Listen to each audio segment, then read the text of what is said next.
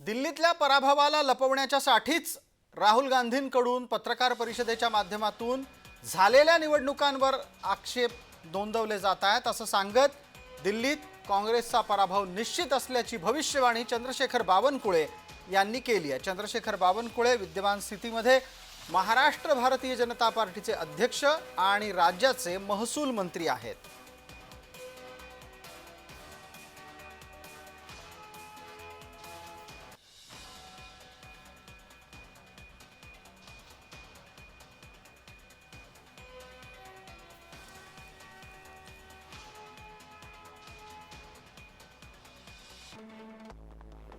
बावनकुळे असं म्हणतात की राहुल गांधी विधानसभेतल्या पराभवाच्या धक्क्यातून अद्याप बाहेर आलेले नाहीत।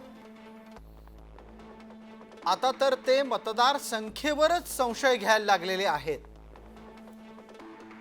मतदार वाढीबाबत वारंवार स्पष्टपणे उत्तरं दिलेली असताना सुद्धा राहुल गांधी दिशाभूल करणारे आरोप करून लोकशाहीची बदनामी करतायत। दिल्ली विधानसभा निवडणुकीचा निकाल आता समोर येईल। पराभव स्पष्ट दिसत असल्यामुळे राहुल गांधींची रडारड सुरू झाली आहे। जनतेने काँग्रेस आणि मित्रपक्षांना सातत्याने नाकारलंय।